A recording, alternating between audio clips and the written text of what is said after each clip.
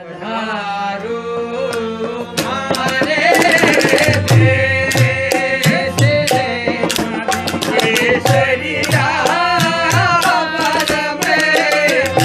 सूर्यनगरी जोधपुर बोल रहा हूं। मुझे सूर्यनगरी इसलिए कहा जाता है क्योंकि मैं सूर्यवंशी राजघराने का साम्राज्य हुआ करता था और मेरे यहाँ की प्रजा अपने राजा को सूर्य का अंश मानती रही है। आपको बताते चलो कि वर्तमान मारवाड़ में मेरे जोधाणेरी धरती रे महाराज गज सिंह जी हैं। मेरी स्थापना राव जोधा जी ने 12 मई 1459 में एक आधुनिक शहर बसाने की कल्पना के साथ की थी। आज से सदियों पहले मेरे ही ब्राह्मण कुल के वर्ग ने मुझे नीले रंग में रंग दिया था, जिस कारण मेरे यहाँ परंपरा आज भी बरकरार है। मैं मारवाड़ की राजधानी हुआ करता था। मेरी पहचान यहाँ के महलों और पुराने घरों में लगे छितर के पत्थरों से होती है। मैं मेरे शहर में घुमाने से पहले आपको अपना इतिहास बता देता हूँ। राठौड़ वंश के प्रमुख राव जोधा को आज के भारत के राजस्थान राज्य में मुझे बसाने का श्रेय दिया जाता है और इस शहर का नाम भी उन्हीं के नाम पर रखा गया है, जोधा से जोधपुर। इससे पहले मेरे इस स्थान को मारवाड़ नाम से ही जाना जाता रहा है।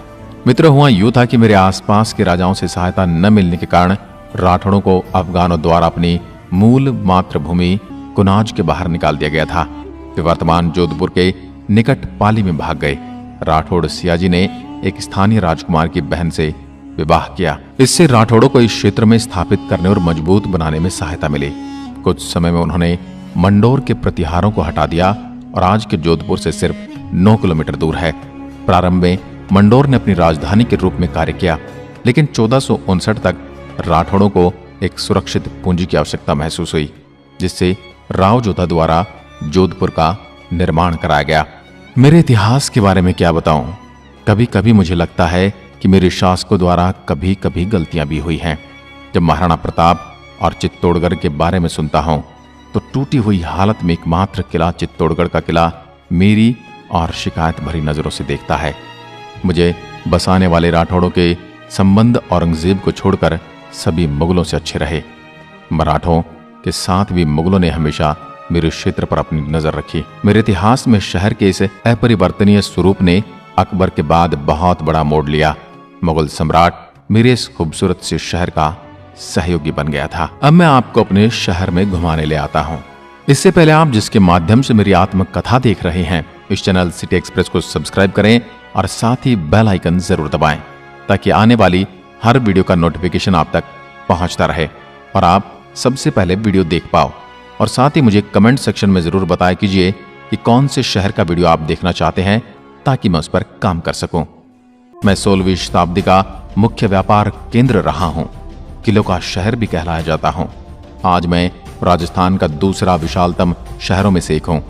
मुझ में बिखरे वैभवशाली महल, किले और मंदिर एक तरफ जहां ऐतिहासिक गौरव की जीवंत करते हैं, वहीं दूसरी ओर उत्कृष्ट हस्तकलाएं, लोक नृत्य, संगीत और प्रफुल्ल लोग घर में रंगीन समा बांध देते हैं। चलते चलते मैं अब मैं मेहरानगढ़ के किले में आपको ले चलता हूँ।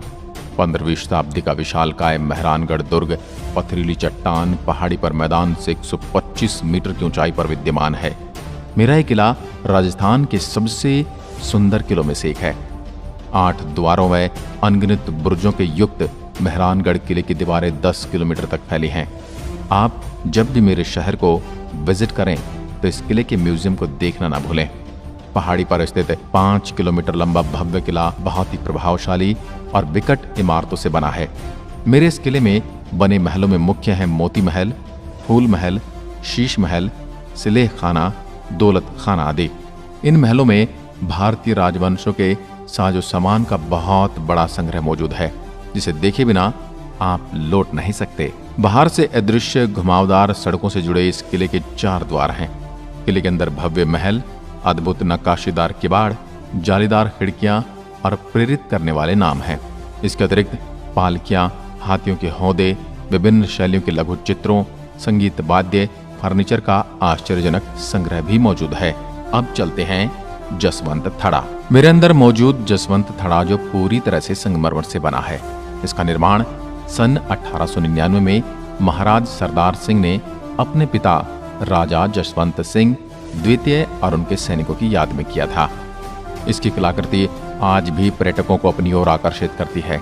महाराज जसवंत सिंह द्वितीय की याद में सफेद संगमरमर से 1899 में निर्मित यह शाही स्मारकों का समूह है। मुख्य स्मारक के अंदर मेरे विभिन्न शासकों के चित्र और पेंटिंग मौजूद हैं। इसको भी आप जरूर निहार कर आना। अब मैं आपको उम्मेद भवन पैलेस के नज़ारे दिखा लाता हूँ। महाराज उम्मेद सिंह ने इस महल का निर्माण सन 1943 में करवाया। संगमरमर और बलुआ पत्थर से बने इस महल का दृश्य मेरे यहाँ आने वाले पर्यटकों को खास तौर पर लुभाता है। इस महल के संग्रहालय में पुरातन युग की घड़ियां और चित्र भी मौजूद हैं। यही एक ऐसा 20वीं सदी का महल है जो बाढ़ राहत परियोजना के अंतर्गत निर्मित हुआ, जिसके कारण बाढ़ से पीड़ित जनता को रोजगार प्राप्त हुआ। ये महल 16 वर्ष में बनकर तैयार हुआ। बलुआ पत्थर से बनाया है अति समृद्ध भवन अभी पूर्व शासकों का निवास स्थान है, जिसके एक हिस्से में होटल चलता है और बाकी हिस्से में संग्रहालय। अध्यात्म से जुड़े हुए लोगों को मैं अब आध्यात्मिक ध्यान केंद्र घुमा कर लाता हूँ। प्रवृत्ति मार्गी संत श्री रामलाल जी सियाग द्वारा स्थापित अध्यात्म विज्ञान सत्संग केंद्र शुद्ध रूप से एक आध्यात्मिक संस्था है। यह संस्था गुरुदेव सियाग सिद्ध योग का निःशुल्क प्रचार प्रसार मानव कल्याण हेतु विश्व स्तर पर काम कर रही है। इस केंद्र में एक विशिष्ट प्रकार की सिद्ध योग पद्धति से ध्यान करने पर साधक को ध्यान के दौरान स्वतः ही अनेक प्रकार की योगिक क्रियाएं होती हैं, जो साधक के शरीर, मानसिक एवं आध्यात्मिक तापों को हर लेती है। देश और विदेश से सभी धर्म व जाति के लोग यहाँ गुरुदेव सियाग सिद्ध योग की पद्धति से ध्यान और मंत्र जाप करके असीम शांति एवं सुख का अनुभव करते हैं। मेरे अंदर बेस, गिरिडीह कोट और सरदार मार्केट की छोटी छोटी गलियों के मार्केट से होते हुए अब आपको मेहरानगढ़ म्यूजियम ट्रस्ट जोधपुर घुमाने ले चलता हूँ। इसको 1972 में मारवाड़ जोधपुर के 36वें संरक्षक महाराजा गद सिंह ने किले में घूमने आने वाले लोगों के लिए पुराने जमाने के हथियार, राजकीय सामग्री रखी है। उनको देखकर हम राजशाही के समय की दिनचर्या दिमाग में उकेर सकते हैं। इसके साथ मैं आपको अरना झरना मरु संग्रहालय भी ले चलता हूँ। यह अरना झरना मरु संग्रहालय का एक मरु संग्रहालय है, तो जोधपुर से 9 किलोमीटर की दूरी पर मोकलावास गांव के निकट स्थित है। वहीं मेरे अंदर समाये महामंदिर के दर्शन करवाता हूँ। इसका निर्माण ईस्वी सन 1812 में किया गया था। यह अपने 84 नक्काशीदार खंभों के कारण असाधारण है।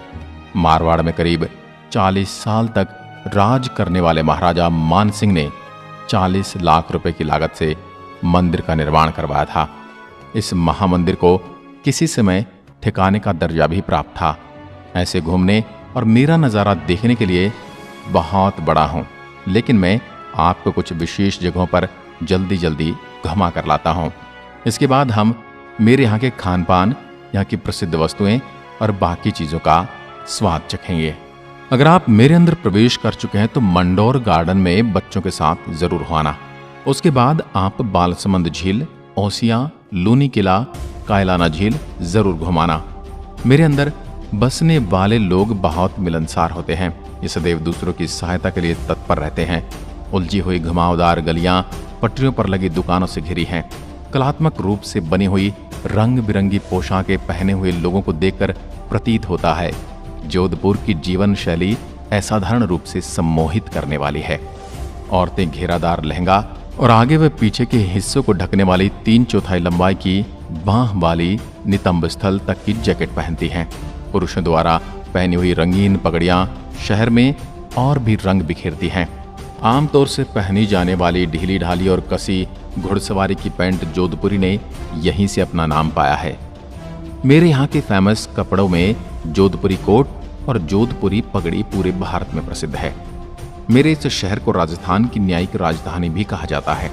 राजस्थान का उच्च न्यायालय भी मुझ में ही स्थित है। जोधपुर पूरे विश्व से जुड़ने के लिए हवाई अड्डा भी मौजूद है। पूरे राजस्थान के प्रसिद्ध विभाग जैसे मौसम विभाग, नारकोटिक विभाग, CBI, कस्टम, वस्त्र मंत्रालय आदि यहीं पर मौजूद हैं। मेरे शहर के अंदर बसने वाले ज्यादातर लोग दूध से निर्मित खाद्य पदार्थों का सेवन करते हैं, जैसे मावा का लड्डू, क्रीम युक्त लस्सी, मावा कचौरी। मेरे यहाँ का मिर्ची बड़ा और प्याज की कचौरी बड़ी प्रसिद्ध है। भोजन में प्राय यहाँ बाजरे के आटे से बनी रोटियां, जिन्हें सोगरा कहते हैं, प्रमुखता से खाया जाता है। सोगरा किसी भी चटनी, साग आदि के साथ खाया जाता है, जो खाने में स्वादिष्ट होता है। इसी प्रकार छाछ और प्याज भी एक साथ खाया जाता है। मेरे यहाँ आने और जाने के लिए परिवहन की अच्छी सुविधाएं उपलब्ध हैं, जहाँ लगभग सभी बड़े शहरों के लिए ट्रेनें निकलती हैं। मेरे यहाँ गणगौर पूजन का भी विशेष महत्व है। गणगौर पर विशेष झांकियां निकाली जाती हैं। वहीं मेरे शहर में मेलों का विशेष स्थान है, जिनमें कुछ हैं यहाँ का बेतमार मेला और कागा का शीतला माता मेला बहुत प्रसिद्ध है। मेरे पूरे जिले और आसपास के झीलों के लोग इन मेलों का लुत्फ उठाने आते हैं। राजस्थान के लोक देवता रामदेव पीर का मुसरिया मेला भी काफी प्रसिद्ध है। मारवाड़ उत्सव, नागौर का प्रसिद्ध पशु मेला और पीपाड़ का गंगवार मेला भी प्रसिद्ध है। वहीं यहाँ पर सावन माह में बड़ी तीज और बेतमार मेला विश्व प्रसिद्ध है। मुझे राजस्थान में शिक्षा के क्षेत्र में बहुत आगे समझा जाता है। दूर दूर से विद्यार्थी यहाँ पढ़ने आते हैं। जोधपुर को सीए की खान कहा जाता है। पूरे भारत में सबसे ज्यादा सीए यहीं से निकलते हैं। नागणेचिया माता मंदिर। मेरी इस आत्मकथा में मेरी पूज्य देवी माँ का तो मैं भूल ही रहा हूँ। मेरी राठौड़ राजवंश की कुल देवी चक्रेश्वरी राठेश्वरी नागणेची नाम से भव्य प्रसिद्ध मंदिर है। यह मेरी जोधाणे के नागाना गांव में स्थित है। यह मंदिर जोधपुर से 96 किलोमीटर की दूरी पर है। प्राचीन ख्यातों और इतिहास ग्रंथों के अनुसार मारवाड़ के राठौड़ राज्य के संस्थापक राव सिंहा के पौत्र राव धूहड़ विक्रम संवत 1349 से 1366 ने सर्वप्रथम देवी की मूर्ति स्थापित कर मंदिर बनवाया।